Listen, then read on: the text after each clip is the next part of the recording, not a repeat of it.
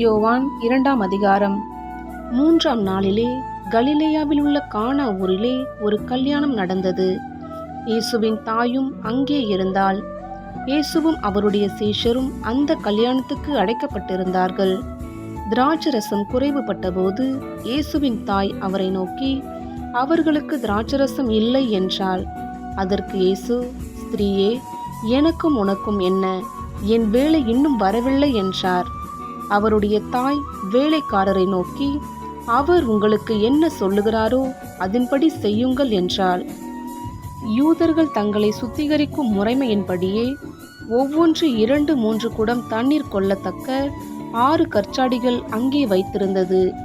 இயேசு வேலைக்காரரை நோக்கி, ஜாடிகளிலே தண்ணீர் நிரப்புங்கள் என்றார்.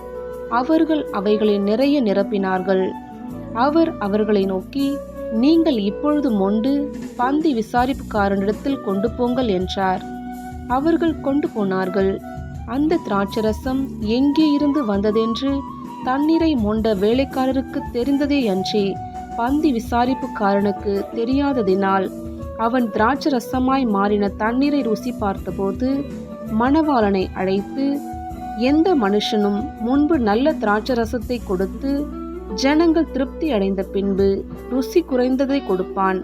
நீரோ நல்ல ரசத்தை இதுவரைக்கும் வைத்திருந்தீரே என்றான்.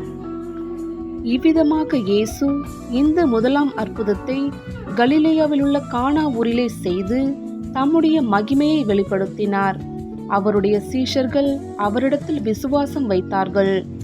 அதன் பின்பு அவரும் அவருடைய தாயாரும் அவருடைய சகோதரரும் அவருடைய சீஷரும் கப்பர்நகமுக்கு போய் அங்கே சில நாள் தங்கினார்கள். பின்பு யூதருடைய பஸ்கா பண்டிகை சமீபமாயிருந்தது.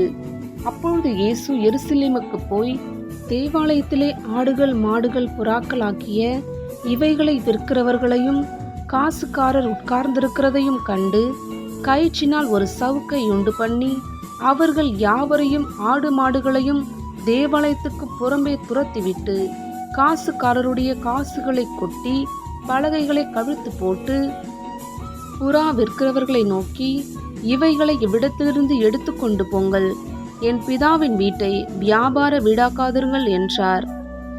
அப்பொழுது, உம்முடைய வீட்டை குறித்து உண்டான பக்தி வைராக்கியம் என்னை பட்சித்தது என்று எழுதியிருக்கிறதை அவருடைய சீஷர்கள் நினைவு கூர்ந்தார்கள். அப்பொழுது யூதர்கள் அவரை நோக்கி, நீர் இவைகளை செய்கிறீரே, இதற்கு என்ன அடையாளத்தை எங்களுக்கு காண்பிக்கிறீர் என்று கேட்டார்கள். இயேசு அவர்களுக்கு பிரதியுத்தரமாக, இந்த ஆலயத்தை இடித்து போடுங்கள், 3 நாளைக்குள்ளே இதை எழுப்புவேன் என்றார். அப்பொழுது யூதர்கள், இந்த ஆலயத்தை கட்ட 46 வருஷம் சென்றதே, நீர் இதை 3 நாளைக்குள்ளே எழுப்புவீரோ என்றார்கள். அவரோ தம்முடைய சரீரமாகிய ஆலயத்தை குறித்து பேசினார். அவர் இப்படி சொன்னதை அவர் மரித்தோரிலிருந்து எழுந்த பின்பு அவருடைய சீஷர்கள் நினைவு கூர்ந்து வேத வாக்கியத்தையும் இயேசு சொன்ன வசனத்தையும் விசுவாசித்தார்கள். பஸ்கா பண்டிகையிலே அவர் எருசலேமில் இருக்கையில் அவர் செய்த அற்புதங்களை அநேகர் கண்டு அவருடைய நாமத்தில் விசுவாசம் வைத்தார்கள். அப்படி இருந்தும் இயேசு எல்லாரையும் அறிந்திருந்தபடியால் அவர்களை நம்பி இணங்கவில்லை.